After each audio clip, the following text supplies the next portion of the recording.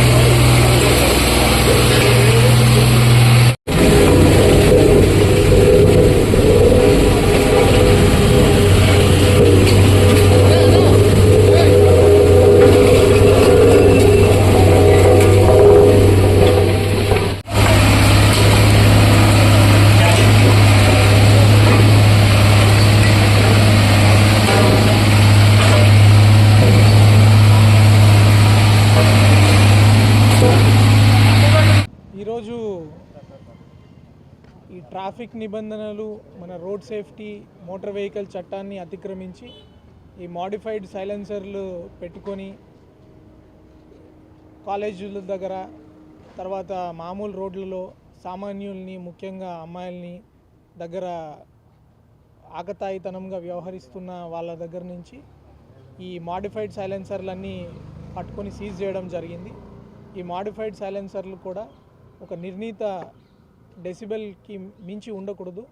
ఇలాంటి మోడిఫైడ్ సైలెన్సర్ల ద్వారా ఎక్కువ సౌండ్ని ఉత్పత్తి చేసి ప్రజలకి కామన్గా రోడ్డు మీద వెళ్తున్న వారికి చాలా ఆరోగ్యానికి కూడా హానికరం. ముఖ్యంగా వృద్ధులకు కానీ అమ్మాయిలకు కానీ ఇంకా చాలా ఇన్కన్వీనియన్స్గా ఉంటుంది.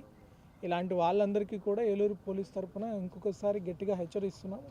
ఇట్లాంటి సైలెన్సర్లు పెట్టుకోవడము, తర్వాత ఇలాంటి సైలెన్సర్లు తయారు చేసే వాళ్ళకి ఇవి కాకుండా ఇలాంటి ఆల్రెడీ ఏలూరు నగరం అంతా కూడా డ్రోన్ పర్యవేక్షణలో ఉంది. మీరు చూస్తున్నారు, ప్రతి కాలేజ్లో అమ్మాయిలందరూ కాలేజ్కి వస్తున్నప్పుడు కాలేజ్కి వెళ్తున్నప్పుడు కూడా డ్రోన్స్ అక్కడ గస్తీ తిరుగుతున్నాయి. ఎవరైనా ఇట్లాంటి ఈవ్ టీజింగ్కి పాల్పడినా, ఇట్లా ర్యాష్ డ్రైవింగ్ లాంటివి చేసి ఎవరికైనా ఇబ్బంది కలిగించినా వాళ్ళ మీద కఠిన చర్యలు తీసుకోవడం జరుగుతుంది. అంతేకాకుండా మీ మీద షీట్స్ కూడా ఓపెన్ చేస్తారు. సెక్షువల్ అఫెండర్స్ కింద, ఈవ్ టీజర్స్ కింద ప్రత్యేకంగా షీట్స్ ఓపెన్ చేయడం జరుగుతుంది. ముఖ్యంగా దీని బారిన పడుతున్న విద్యార్థులు ఫ్యాషన్గా కావచ్చు, చెడు సావాసాల వల్ల కావచ్చు, ఎవరో చేస్తున్నారు కాబట్టి మనం కూడా ఇది ఒక స్టైల్ అనుకొని కావచ్చు, ఇట్లాంటి పనులు చేస్తుంటారో అట్లాంటి వాళ్ళందరూ కూడా దీనికి దూరంగా ఉండండి. ఒకసారి మీ మీద కేసు రిజిస్టర్ అయితే మీకు పాస్పోర్ట్కి కానీ తర్వాత ఫర్దర్ స్టడీస్ కానీ చాలా ఇబ్బంది కలుగుతుంది. ఈ మధ్య కొన్ని డ్రంక్ అండ్ డ్రైవ్ కేసెస్లో కూడా జైలు శిక్ష విధించడం జరిగింది.